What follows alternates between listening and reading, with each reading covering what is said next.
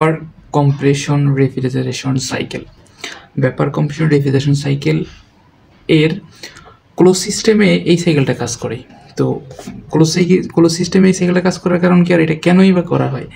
ব্যাপার compression refrigeration cycle সিস্টেমের মূলত উদ্দেশ্য হচ্ছে শীততাপ নিয়ন্ত্রণ বা শীততাপ জায়গাটাকে শীতলতা করা বা হিমায়ক তৈরি করা। আচ্ছা, এটা কীভাবে কাজ করে? তো তার জন্য আমাদের 4টি এলিমেন্ট দরকার। একটি হচ্ছে কম্প্রেশন, আর দ্বিতীয় হচ্ছে কন্ডেন্সার, তৃতীয় হচ্ছে এক্সপানশন বাল্ব, আরেকটি হচ্ছে ইভাপোরেটর। তো আমাদের এই বেফার কম্প্রেশন রেফ্রিজারেশন সিস্টেমে 4টি এলিমেন্ট দ্বারা এই বেফার কম্প্রেশন রেফ্রিজারেশন সিস্টেম তৈরি করা হয়। তাহলে কম্প্রেসরটা কাকে বলে, কম্প্রেসরটার কী কাজ করে, কন্ডেন্সারটা কী কাজ করে একটু জেনে নিই আমরা। কম্প্রেসরটা, আচ্ছা আমরা কার্যপ্রণালীতে যাই তখন একসাথে হয়ে যাবে। কম্প্রেসর, এখানে কম্প্রেসরটা আমরা জানি একটা রেফ্রিজারেটরে আমরা বিভিন্ন ধরনের গ্যাস ইউজ করে থাকি, ফিয়ন গ্যাস, ফ্যান 12 বা অ্যামোনিয়া গ্যাস, এগুলো আমরা ইউজ করে থাকি, বা এখন অনেক জায়গায় দেখা যায় পানি ব্যবহার করা হয়। তো সেই গ্যাসগুলো আমাদের রেফ্রিজারেটরে থাকে। এটা হচ্ছে কার্যপ্রণালীটা কীভাবে করে। কম্প্রেসর তার এই কম্প্রেসরটা কাজ করে এডিবেটিক প্রক্রিয়ায়, রিভার্সিবল এডিবেটিক প্রক্রিয়ায়, আমি লিখে রাখছি, রিভার্সিবল এডিবেটিক প্রক্রিয়াতে সেই কম্প্রেসরটা কাজ করে। আর এই কম্প্রেসরটা কি করে? কম্প্রেসরটা হচ্ছে চাপ ও তাপমাত্রা বেড়ে যায়, যে রেফ্রিজারেন্টটা থাকে এই কম্প্রেসরটা চালু করার ফলে তার চাপ এবং তাপমাত্রাটা বেড়ে যায়, কম্প্রেসড করা শুরু করে, চাপ এবং তাপমাত্রা বেড়ে গেছে। এখানে ফি মিনিমাম ছিল, এখানে ফি ম্যাক্সিমাম এবং টি ম্যাক্সিমাম হয়ে গেছে। সর্বোচ্চ ম্যাক্সিমাম চাপ এবং ম্যাক্সিমাম তাপ আমরা পেয়েছি।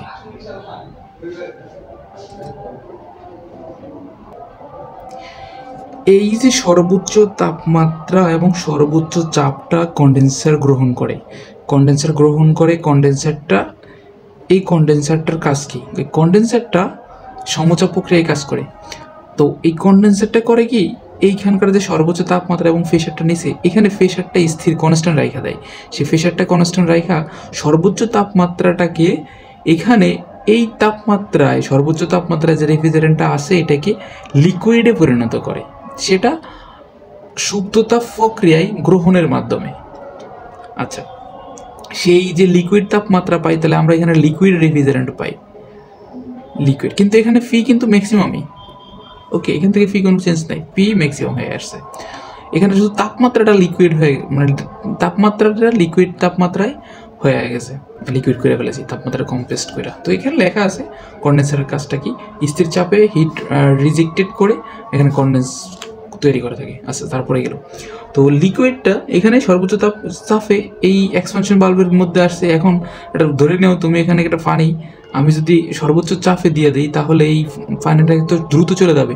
এই জন্য এই বাল্বটা, এক্সপানশন বাল্বটা এখানে বসাইছি। এই এক্সপানশন বাল্বের কাজ হচ্ছে, এটাকে থ্রোটল বাল্বও বলা হয়, এটা হচ্ছে নিয়ন্ত্রণ করা। মানে এক্সপানশন বাল্বের কাজ হচ্ছে কোনো সিস্টেমের কোনো তরল বা যে কোনো কিছুকে নিয়ন্ত্রণ করা। তো এখানে আমি এক্সপানশন বাল্ব বসানোর ফলে এখানে যে কাজটা করতেছে, সে এখানে নিয়ন্ত্রণ করতেছে লিকুইডটাকে এবং প্রেসারটাকে। তো এই যে লিকুইড এবং প্রেসারটাকে সে নিয়ন্ত্রণ কইরা সে কিছু নিজে গ্রহণ করলো লিকুইডটা, হ্যাঁ, উচ্চ চাপে লিকুইডটা রেফ্রিজারেন্টের ভেপার আলাদা করে চাপ ও তাপমাত্রা হ্রাস করে। এখানে এসে প্রেসারটা মিনিমাম হয়ে গেছে, তাপমাত্রাটাও মিনিমাম হয়ে গেছে। ওই যে লিকুইড তাপমাত্রা, এখানে কিন্তু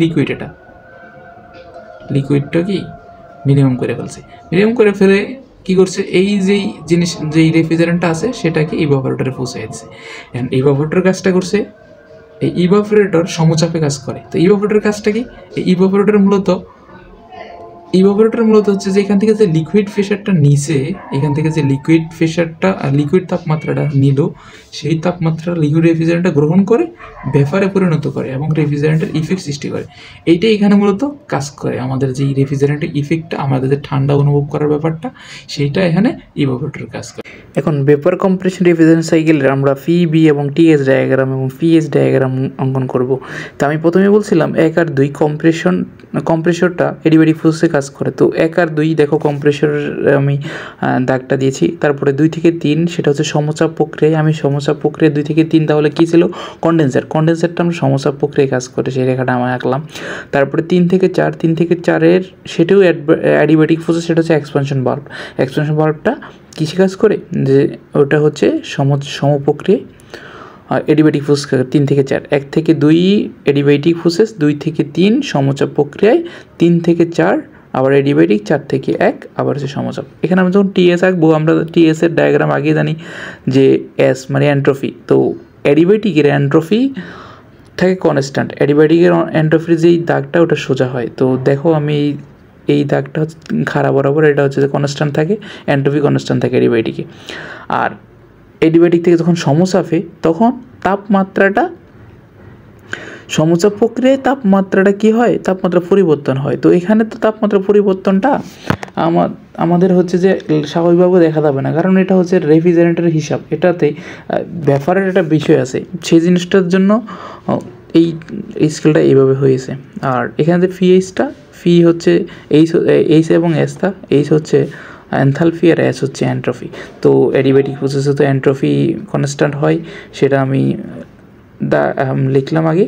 আর তারপরে হচ্ছে যে এইচের ব্যাপারটা, এখন অ্যাডিবেটিক প্রসেস 1 থেকে 2, যদি সমচাপ প্রক্রিয়ায় কী হবে, সমচাপ প্রক্রিয়ায় এন্ট্রপিটা পরিবর্তন হবে। তো এন্ট্রপির যে পরিবর্তনটা, সেটাকে আমরা এন্ট্রপির পরিবর্তনের সাথে সাথে এখানে এনথালপি যেটা আছে এটা কমে যাবে। তো আমি সেই রেখাটাই এঁকে দিলাম। তো এভাবে হচ্ছে যে এস ডায়াগ্রামটা আমরা অঙ্কন করতে পারবো। তো এখানে মেন বি এবং টিএস ডায়াগ্রামটা গুরুত্বপূর্ণ, এসটা গুরুত্বপূর্ণ না। তো পিএস এবং